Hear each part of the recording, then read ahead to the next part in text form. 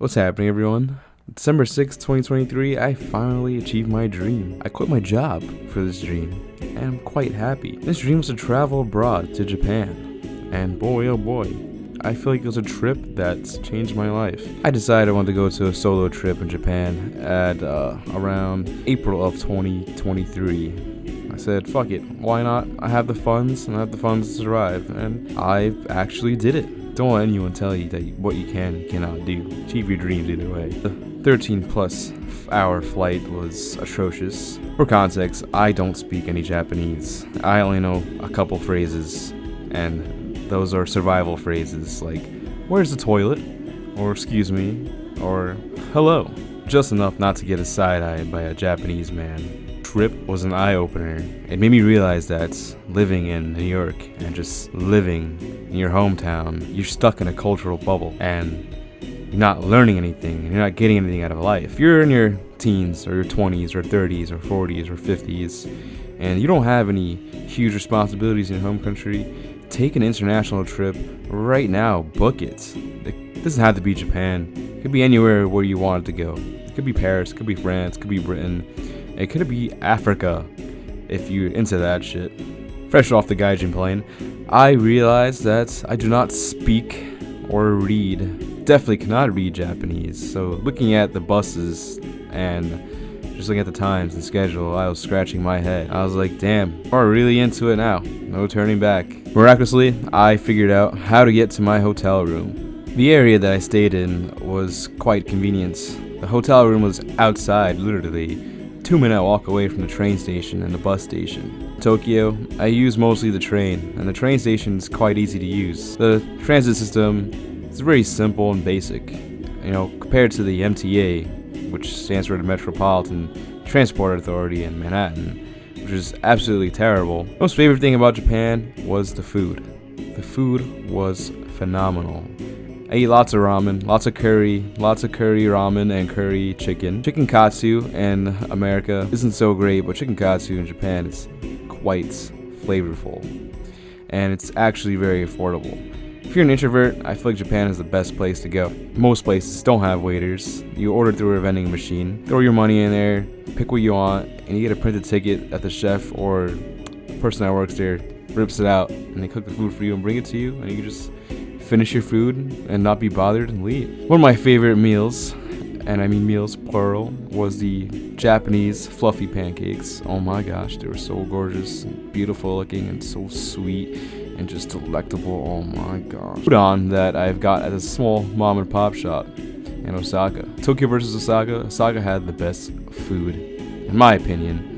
There was only a couple places in Japan where I went back at least twice, and that was in Osaka. I can tell you that. One part of my trip, I wanted to walk around Shinjuku and just to vibe around and walk around and just look at things. I saw this big building. It looked like an egg. It was literally called the Cocoon Tower, and I decided to head towards it. It's actually a school, a college for multiple things, so I decided not to pursue going inside because I don't want to get a weird look. Took a bunch of pictures, and by golly, the leaves are still orange. I didn't realize that Tokyo during December was this warm. Mid 50s and low 60s, so I could get around wearing a light jacket or just a long sleeve sweater. Tokyo Metropolitan Government Building was possibly the most beautiful building that I've seen. It's surrounded by art installations. A huge park is connected to it. I was so surprised that the park was actually bustling and it was lit. I saw a bunch of Japanese schoolgirls doing a weird seance, and I decided to leave then and there, because no way, Jose, they're not getting me. Most of us don't want to get isekai'd into oblivion by Truck-kun or summon a giant kaiju to come crush everything into oblivion. A very important lesson to learn of in Japan was if you go into Shibuya Station and just wave your hands out in the air and scream, help, help, help, Son Goku will actually pick you up and take you to the nearest bar, and you can get wasted. Speaking of getting wasted, I got wasted 3 times during my 2-week trip in Tokyo and Osaka. So everything is really cheap. All my fellow beer lovers and ale drinkers, Asahi, Superdry, Sapporo are the king of beers out there. Mid-trip in Osaka, I decided to go to Nara, which is another prefecture in that area. I went out to this famous, or rather I say infamous, deer park in Nara. You walk around, and I saw a bunch of shrines and temples. I had no clue what was going on because I don't understand anything. So I don't speak or read Japanese. But it was quite an enlightening experience. I felt like my soul flew out of my body and drank 30 Red Bulls and came back into my body, and I just became like Super Saiyan enlightened, like God mode, just saying verbs at this point. Back to the cute deer. The deer run around Nara, and it's quite amazing that deer and people can actually coexist without getting ran over by a 16x16 Ford truck with the double-decker cabin. Rejuvenating experience being kind of connected to nature in Nara. Went to this old Japanese lady and bought a bunch of cookies for the deers. They'll literally come up to you like puppies. Their little nice cute eyes. They'll just take the cookie away from you and just eat it. Oh my gosh. I've seen kids actually pet them, but I don't think you're supposed to pet them. But I tried to refrain myself. Obviously I couldn't. I did pet one deer that I had named him Jimmy. Jimmy loved the cookies that I gave him. My fellow deer partner, Jimmy, actually brought along his family. I literally sat on a bench and like 8 deer went up to me just begging for some like deer crackers. Walking along the paths, this park is very huge, very beautiful, as you can see from the pictures. It was something out of like an ancient like Studio Ghibli film. Speaking of Ghibli, I am quite unfortunate to say I didn't get to go to any Ghibli museum or park. My next favorite pastime in Osaka was going to all the arcades. The arcades were pretty cool. They have Geigo, which was more of like a prize and gacha winning arcade. Taito Station was actually pretty cool. It was like usually 6 to 7 floors of games. I'm happy to say that I got to play a lot of Japanese exclusive arcade games that you cannot find in America. Also had the chance to become a wizard for a day at Universal in Osaka. It was quite an amazing experience, especially the Harry Potter world. The Ollivander wand show was quite awesome. The actors spoke in English and Japanese, so it's pretty cool to see a dub and a sub in real life. I've also had the chance to purchase my own very wand to cast some crazy spells. I never knew this, but the wands are connected to like infrared remotes, and you can actually do spells in certain areas of the park, and they'll actually work. And I also saw Japanese Dumbledore.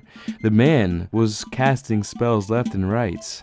The dude even had a third wand. Dude pulled out a third wand. Japanese Dumbledore had the drip. Fortunately, on my way to Universal, I was running on Black Man time, and I arrived late, so I couldn't reserve my spot for Super Mario World. At a certain time, your spot is on a lottery. The man in the Toad costume and the Yoshi costume said, "You've lost. Turn around, you Just to reiterate this before again, the food in Japan was amazing.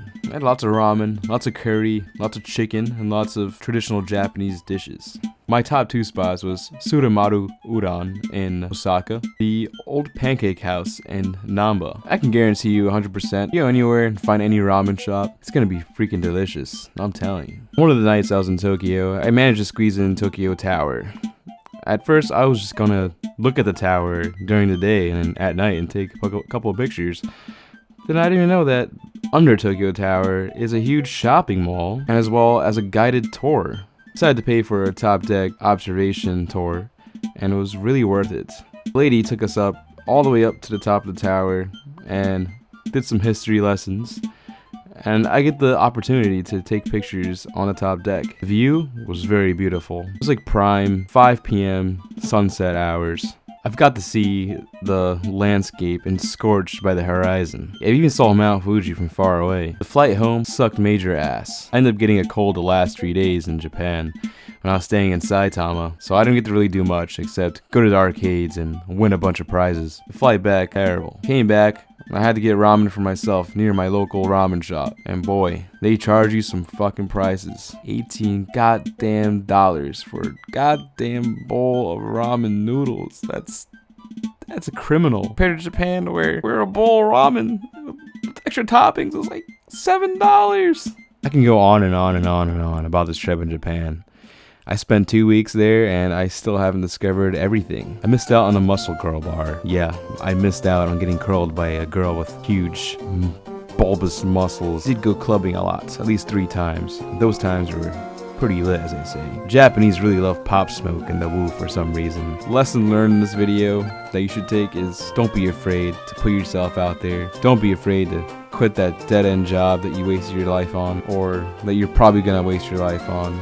Don't spend more than 5 years at a shitty job or career. Take some time off for yourself, and that's if your bosses have a heart, and go out and discover the world, because traveling is good for the soul. If you have any questions or any inquiries, comment down below, like and subscribe if you like this video, and share it. I wish you all a happy holidays, and most importantly, a happy new year. Make that 2024 worth it. Take some risks, achieve your dreams, follow your dreams, and never give up.